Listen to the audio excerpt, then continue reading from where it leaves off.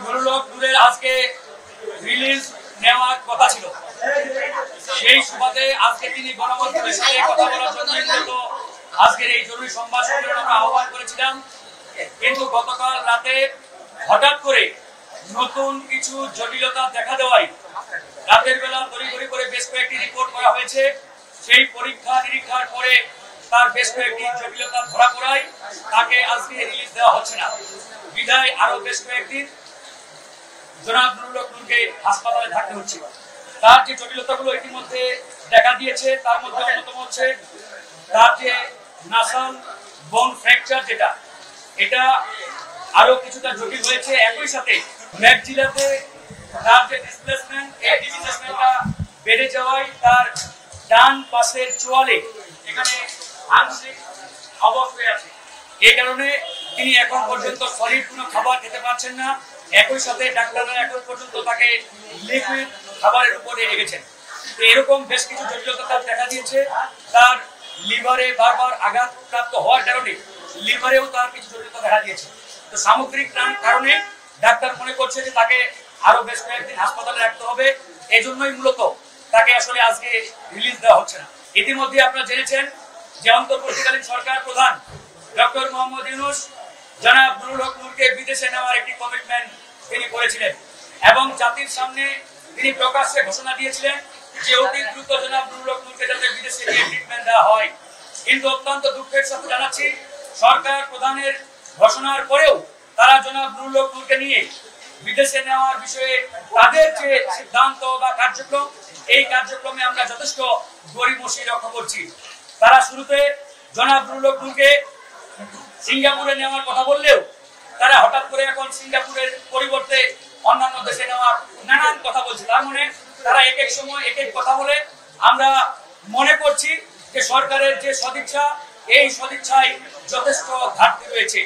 তো সরকারের এরকম বিচারিতা, এক প্রকারের প্রতারণামূলক কর্মকাণ্ডের কারণে গণ অধিকার পরিষদ সিদ্ধান্ত নিয়েছে সরকারের এই যে বিদেশে নিয়ে জনাব নুরুল নূরকে চিকিৎসা দেওয়ার যে অঙ্গীকার বা ঘোষণা, এটাকে আমরা দলীয়ভাবে প্রত্যাখ্যান করছি।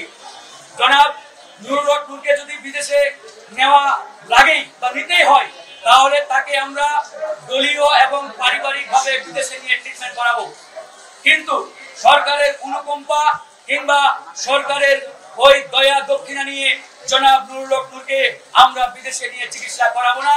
আজকে এই সংবাদ সম্মেলনের মাধ্যমে সরকারের সেই ঘোষণাকে আমরা ঘৃণা ভরে প্রত্যাখ্যান করলাম। একই সাথে ইতিমধ্যে সরকার একটি তদন্ত কমিশন গঠন করেছে। এই তদন্ত কমিশনের কার্যকাল তারা 30 দিন অর্থাৎ 30 কার্য দিবস নির্ধারণ করেছে।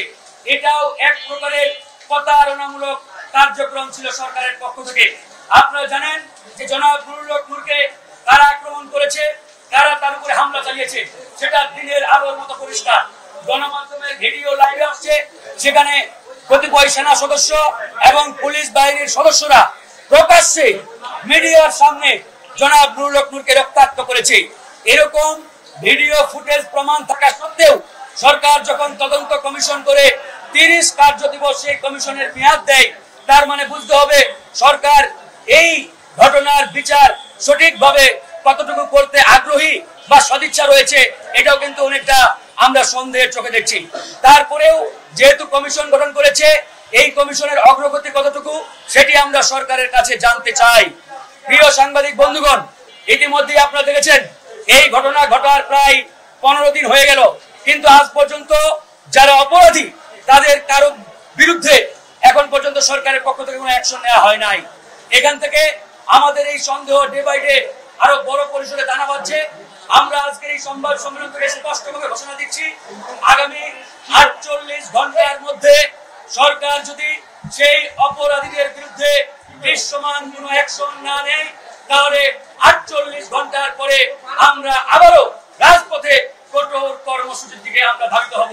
সেই কঠোর কর্মসূচি কি ধরনের হবে সেটা আপনারা আগামী 48 ঘন্টার পরে বুঝতে পারবেন এবং সরকারও টের পাবে। আমরা আবার স্পষ্ট করে বলছি, 48 ঘন্টার মধ্যে অপরাধীরা যদি দৃশ্যমান কোনো অ্যাকশনে আওতায় না আসে, তাহলে 48 ঘন্টার পরে আমাদের কঠোর কর্মসূচিতে আমরা ধাবিত হব। একই সাথে জনাব নুরুল নূর